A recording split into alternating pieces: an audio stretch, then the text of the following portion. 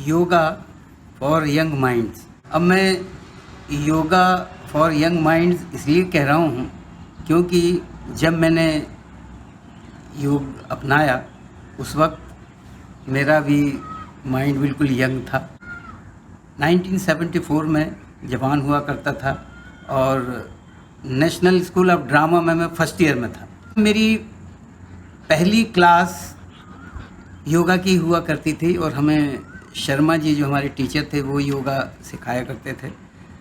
तो मेरा जो शरीर, मेरा जो जिस्म वो अखाड़ेबाजी का आदी था। कसरत किया करते थे हम तो, और वही सब कुछ समझते थे कि अगर स्वस्थ रहना है, कुछ भी करना है, तो पहले शरीर का मजबूत होना बड़ा ज़रूरी है, बड़ा लाजमी है। तो मैं तो अखाड़ेबाजी किया करता था। फिर जब एनएसडी में आया तो वहाँ भी सुबह शाम दंड बैठक तो लगाया करता था, लेकिन योगा जब इंट्रोड्यूस हुआ मेरी ज़िंदगी में, कुछ आसन हो जाते थे, कुछ नहीं हो पाते थे। ये होता था कि दिक्कत बड़ी होती थी, क्योंकि अखाड़ेबाजी में तो चेहरे पे तनाव और किसी तरह हमें 150-200 दंड बैठक लगा लेनी है और बस उसके बाद फिर पसीने पसीने होके और किनारे, और लगता था कि आज कसरत की है। लेकिन योग में बिल्कुल उल्टा, कि हम बिल्कुल आहिस्ते आहिस्ते योग करते थे, बिल्कुल इत्मीनान से, चेहरे पे शिकन नहीं। ये चेहरे पे शिकन नानो शर्मा जी ने सिखाया था कि योग जो है वो एक्सरसाइज नहीं है, योग है। अगर आपके योग करते वक्त चेहरे पे शिकन आ गया, उसका मतलब आप योग एक्सरसाइज की तरह कर रहे हैं। तो ये बात मालूम हुई, तो मैंने देखा कि इतने इत्मीनान से अगर आप आसन कर रहे हैं, उसमें भी पसीने पसीने हो जाते थे। तो उस योग की तासीर मुझे पहले तो समझ नहीं, फिर आहिस्ते आहिस्ते समझ इसलिए आने लगी क्योंकि बिल्कुल हमेशा हमें ताजगी सी महसूस होती थी और कभी थकान नहीं होती थी। जब थकान हुई तो हमने प्राणायाम कर लिया, थोड़ा सा मेडिटेशन कर लिया या कुछ कर लिया, तो शरीर एकदम बिल्कुल ताज़ा हो जाता था। और क्योंकि मैं एनएसडी में था तो हमें तकरीबन 24 घंटे में से 22 घंटे काम करना पड़ता था। तो जब 22 घंटे काम करना पड़ता तो आप यकीन मानिए कि योग के सहारे हम 22 क्या, हम सोचते थे कि काम करने में इतना मज़ा आता था, लगता था कि 24 घंटे की बजाय 48 घंटे के दिन होने लगे तो और भी मज़ा आने लग जाएगा। खैर जी, सिलसिला चलता रहा और हम बड़ा मज़ा लेने लगे। कुछ हम 7-8 लड़के थे जो ये को बड़ी बड़ी अकीदत योग की तरफ चले गए। फिर वो दंड बैठक और कसरत हमसे दूर होते चले गए, क्योंकि इसी में ज़्यादा मज़ा आने लगा।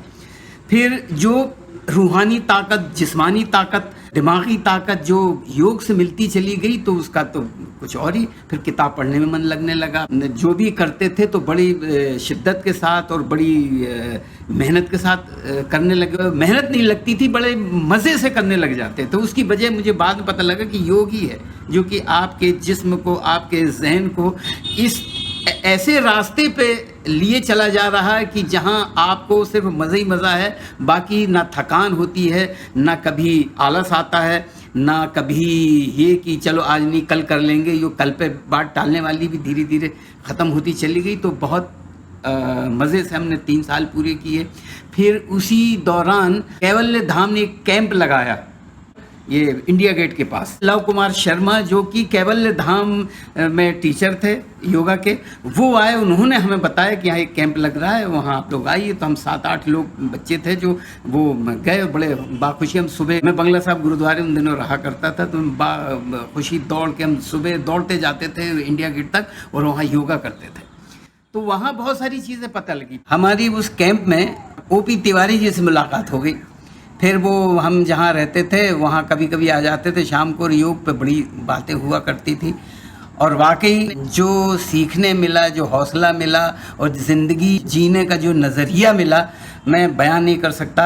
उससे मुझे इतने फ़ायदे हुए हैं। कभी कोई दिक्कत, परेशानी या कुछ किसी भी चीज़ का सामना हमने योग के ज़रिए बड़े आसानी से कर लिया। दूसरी बात ये कि ज़िंदगी जीने में मज़ा आने लग गया, क्योंकि परेशानियों का हमने कभी परेशानी की तरह नहीं लिया। उसकी वजह सिर्फ योग था। उसके बाद फिर काफ़ी बीच में गैप आया। उसके बाद फिर दोबारा से फिर हम जब बम्बई आए तो यहाँ तो जिस तरह की जो ज़िंदगी है, स्ट्रेस, तो फिर हमने प्लान बनाया 2000 में। मुझे मालूम काफ़ी गैप के बाद फिर हम कैवल्य धाम गए। वहाँ जाके फिर हमने योग शुरू किया और देखा ज़िंदगी फिर वही उसी रफ्तार से, उसी एनर्जी के साथ चलने लग गई। तो मैंने जो पहली बात कही थी, योग फॉर यंग माइंड्स, तो आप यकीन मानिए जब मैंने योग शुरू किया था तब भी यंग था, और आज तक मैं यंग ही हूँ। मेरा दिमाग भी यंग है और हमेशा ही यंग रहेगा, और उसकी वजह सिर्फ योग है।